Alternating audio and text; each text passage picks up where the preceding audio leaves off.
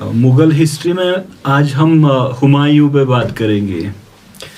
तो इनका मतलब जो हिंदुस्तान में जो हुकूमत की हुमायूं ने, तो हम दो पीरियड्स में इसको देखते हैं। वन इज़ फ्रॉम 1530 टू 1540 और उसके बाद आता है इसका 1555 टू 1556। 22 या 23 उनकी उम्र उस टाइम थी जब वो बाबर के बाद यानी 30 दिसंबर 1530 को जब वो हिंदुस्तान के रूलर बन गए, बादशाह बन गए। तो एक्चुअली 1508 में वो पैदा हुए थे। अब आप देखिए कि अक्सर जिंदगी हुमायूं ने हिंदुस्तान से बाहर ही गुजारी थी, सिवाय कि जब इनिशियल कैंपेन बाबर ने यहाँ पे की थी पानीपत में, तो उसके बाद उनको वापस बदख्शां बाबर ने भेजा था। अब जो बाबर का लास्ट टाइम था, तो उस टाइम उनको एडवाइस किया था कि जिस तरह तैमूराई ट्रेडिशन है आपका किंगडम को पार्टीशन करना, इसको हम कहेंगे शेयर्ड सोवरेनिटी, यानी जो भी आपके पास अब ये पूरा जो इलाका है काबुल कंदहार से लेके हिंदुस्तान तक, तो अपने जो उनके भाई थे उनको मतलब इसमें आप हिस्सेदार बनाना। तो हम देखते हैं कामरान को लाहौर दिया गया, उसके बाद उसने मुल्तान और हिसार पे कब्जा किया। तो इसी तरह से हम देखते हैं अस्करी को संभाल दिया गया और जो हिंदाल उसका एक और भाई था उसको अलवर का रूलर बना दिया गया। तो ये मतलब उसने जो बाबर की विल थी उसको रिस्पेक्ट दिया हुमायूं ने, और अपने जो उसके भाई थे उनको हिस्सेदार बना दिया, यानी मुख्तलिफ इलाके उनको दिए जैसा कि बाबर चाहते थे। इसमें आप देखिए कि हम हुमायूं के पीरियड को 4 हिस्सों में तकसीम करते हैं। तो एक तो इसका आता है 1530 टू 1540। ये स्ट्रगल का पीरियड है, जैसे वो रूलर बनते हैं उसके बाद लगातार उसको फाइट करना पड़ता है, जिस पे मैं बात करूंगा, और फिर अपने भाई रिश्तेदार वगैरह सबसे लड़के। उसके बाद वो 1540 से 45 तो उसका वो एग्जाइल का पीरियड आता है, सिंध और राजस्थान, जब तक वो पर्शिया पहुंच जाते हैं। अच्छा, 45 और 54 यानी 1545 टू 1544, इसमें वो यही करते हैं कि जो हिंदुस्तान पे फिर से बाबर हुमायूं मतलब पूरा कोशिश करते हैं कि हिंदुस्तान को फिर से वो फतह करें, यानी कॉन्केस्ट करें इंडिया का। 1555 में वो करते हैं, 1556 में उसकी डेथ होती है। तो ये 4 हिस्सों में उसको तकसीम करते हैं। जैसे हुमायूं बादशाह बना, रूलर बना, तो हम देखते हैं उसने वही इम्पीरियल एक कल्ट मतलब डेवलप करने की कोशिश की, जिस तरह एक बादशाह होना चाहिए। तो उसमें हम देख शतारी सिलसिला उसका था, तसव्वुफ से, फिर वो ईरानियन थेरी कुछ चीज़ें वहाँ से लाए थे वो।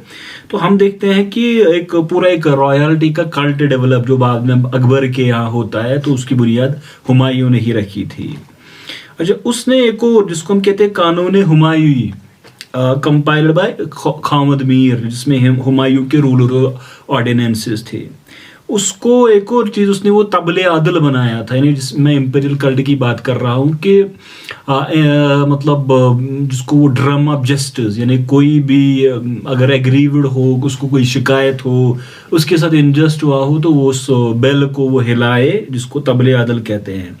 1533 में उसने एक स्टीक की बुनियाद डाली थी, दीन पनाह। तो हम देखते हैं कि देखिए उसने जो अपना कोड था उसको 4 हिस्सों में तकसीम किया, 3 हिस्सों में तकसीम किया था, एडमिनिस्ट्रेटर्स, फिर स्कॉलर्स, रिलीजियस स्कॉलर, तीसरा जो मतलब म्यूजिशियंस और सिंगर्स जिसमें होते थे।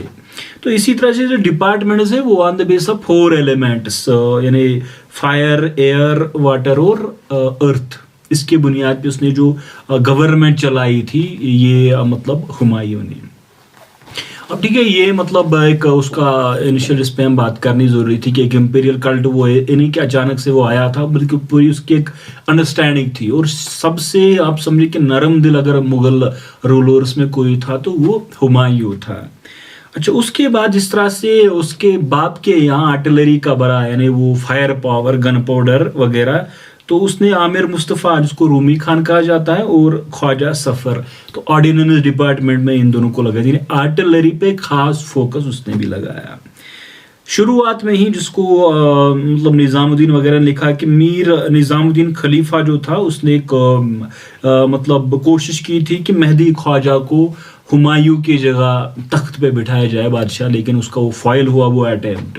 तो ये कुछ हिस्टोरियन ने लिखा है कि ऐसा हुआ था कि उनके खिलाफ एक साजिश रची गई थी। उसके बाद भी हम देखते हैं कि मोहम्मद जमा मिर्ज़ा, मोहम्मद सुल्तान मिर्ज़ा, इसी तरह से जो सुलेमान मिर्ज़ा, उन्होंने वक्त वक्त पे मतलब तंग किया। ये रिलेटिव्स थे सारे हुमायूं के, लेकिन वक्त वक्त पे उनको तंग किया, बहुत रेबेलियन किया उनके साथ।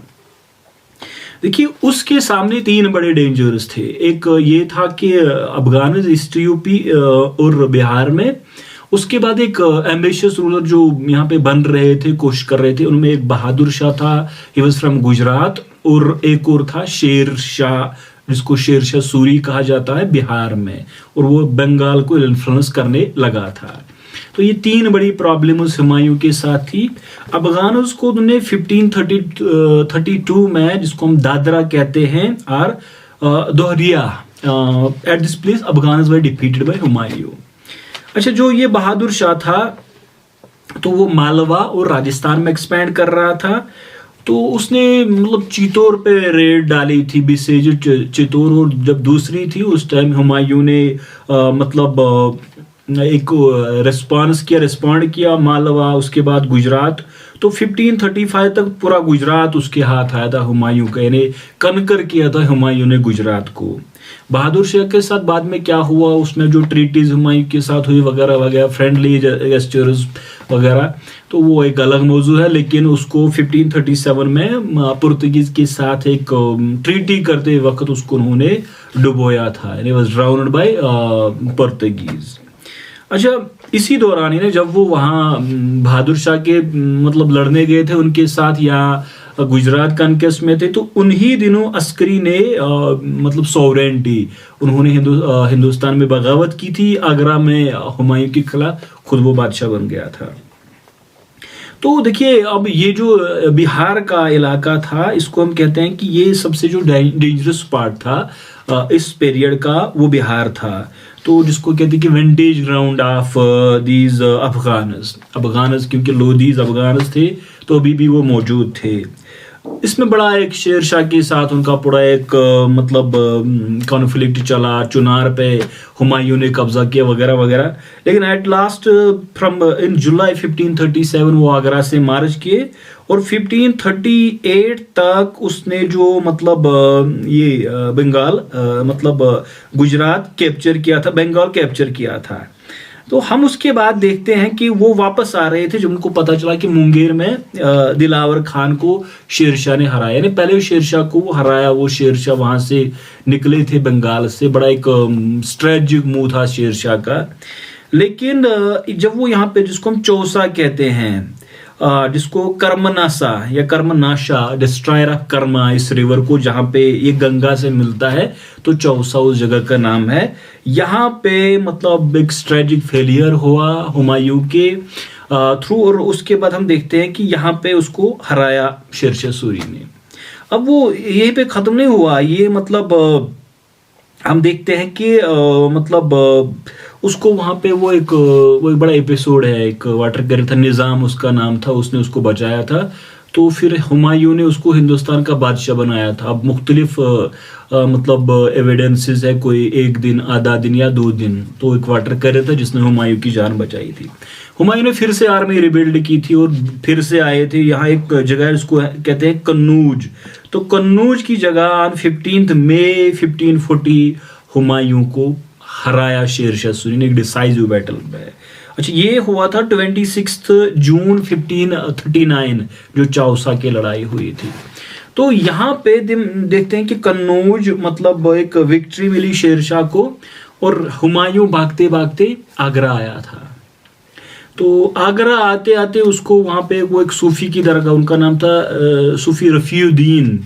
तो उसने कहा कि अब आप आगरा को बचाने की कोशिश ना करें, आप यहाँ से जाए और आप लाहौर चले जाए, क्योंकि उनका जो भाई था Kamran, he was governor of Kabul and Kandahar. आप वहाँ आर्मी रिबिल्ड करें और फिर उसके बाद शेरशाह से लड़े। तो यहाँ पे भी हुमायूं ने कोशिश की थी कि शेरशाह से एग्रीमेंट करने की कोशिश की कि मैं आपको बाकी इलाके देता हूँ, मुझे पंजाब में रहने दे, लेकिन शेरशाह अब इसके लिए तैयार नहीं था। उसका एक कमांडर था खवास खान, जिसने कि असल में कन्नौज में बड़ा किरदार अदा किया था। तो खवास खान बिल्कुल उनके पीछे लगा था कि मुगलों को यहाँ से बाहर निकाले।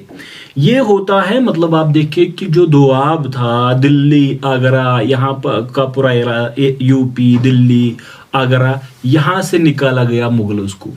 अब क्या था, यहाँ से वो पहले चला गया जिसको हम कहते हैं कि राजस्थान और सिंध। यानी एक तो एक वो जिसको हम मतलब एक रूलर था जो उस टाइम का, मालदेव बीकानेर, वहाँ गया था वो। तो उसने पहले ये कहा था कि मैं आपको हेल्प करता हूं, लेकिन बाद में वो मुकर गया क्योंकि ही thought that probably Afghans might attack also his territory, यानी शायद अफगान राजस्थान पे, बीकानेर पे भी हमला कर दी। अरे उससे पहले वो एक जगह गया था जिसको हम कहते हैं कि मतलब सिंध। तो सिंध में उस टाइम का रूलर था शाह हुसैन अरगून। तो उसको ये पता चला था कि यहाँ पे कोई मतलब ज्यादा मुझे हेल्प नहीं मिलने वाली। तो इस दौरान वो उमरकोट चला गया था। उमरकोट जहाँ पे वो हमीदा बानो के साथ पहले उसकी शादी होती है, फिर वो अकबर उसी टाइम पैदा होता है, 1542 का वाक़ा है। तो एक रूलर थे वहाँ पे, छोटा सा राजा था राणा प्रसाद। तो उसने ऑफर की थी हेल्प, लेकिन बाद में कोई खास हेल्प वो भी देने के लिए तैयार नहीं था। अब यहाँ से जब उसको ये पता चला कि राजस्थान में चाहे मालदेव हो, राणा प्रसाद हो, कोई भी उसके लिए हेल्प के लिए तैयार नहीं था, तो वो एनकैम्प डाला उसने रोहरी, जो कि सिंध में एक इलाका है और यहाँ पे बखड़ के नजदीक।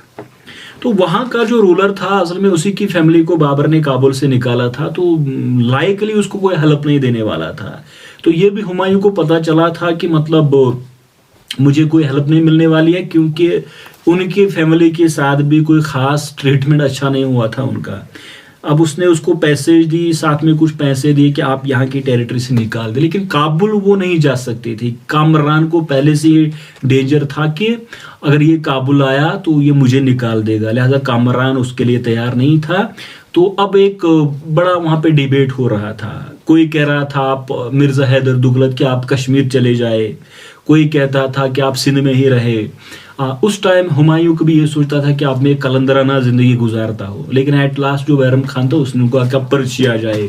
तो पर्शियन टेरिटरी में वो चले गए और यहाँ से वो जो शाह थमसप था वहाँ का रूलर था।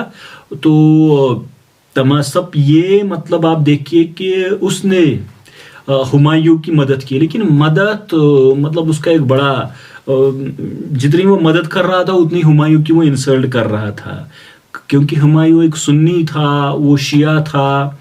तो एट लास्ट उसको अगर रिलक्टेंटली तो हुमायूं को वो शी टोपी वगैरह पहननी पड़ी और उसको वो शीयत का मतलब मानना पड़ा टेम्परली, हालांकि बड़ा वो तैयार उसके लिए नहीं था। लेकिन एट लास्ट उसने उसकी मदद की और उसको एक फौज दी। और वहां से आगे हम देखते हैं कि कांदाहार को इन्होंने कैप्चर किया। यानी ये 1543 की बात है जब वो मतलब कांदाहार आए और 44 तक वो काबुल को मतलब कैप्चर कर चुके थे। उसके बाद हम देखते हैं कि मतलब 3 सितंबर 1545 को कंधार अस्करी ने मतलब सरेंडर किया और ये पहले पर्शियंस को दिया गया था, लेकिन उसके बाद ये मुगल्स के हाथ ही आया। तो अक्टूबर 1548 तक वो काबुल पहुंच गए थे या मतलब हुमायूं दोबारा से। अब वो जो हिंदाल था उसके भी वो जो नोबल्स थे उनने फिर से ज्वाइन किया हुमायूं को। और एक और चीज यहाँ पे हुई कि ये जो असगरी था मतलब ये जो हिंदाल था उसको कमरान की फौज ने मारा और हुमायूं को ब्लाइंड किया गया, अस्करी को मक्का बैनिश किया गया। यानी वो अब जो भाई थे उसके लिए बड़ा सरदर्द बने हुए थे। एट लास्ट वो रास्ते से हट गए और हम देखते हैं कि अब यहाँ से एक बेस उनको फिर से मिल गई थी। यानी काबुल और कंधार में हुमायूं को फिर से एक बेस मिल गई और वहां से उन्होंने फिर से फौजें भेजनी शुरू की कि पहले लाहौर को, उसके बाद दिल्ली पे वो कब्जा करे। और यहाँ पे दो मतलब एक 1555 में ये मतलब फरवरी 1555 में वो लाहौर को कैप्चर किया, और उसके बाद इसको हम कहते हैं बैटल ऑफ माचीवारा। यहाँ पे ये जो लुधियाना में एक जगह है जहाँ पे सिकंदर सूर ने अपनी आर्मी को भेजी थी, तो उनको हुमायूं ने हराया था। उसके बाद ऑन 22 जून 1555 होता है बैटल ऑफ सरहिंद।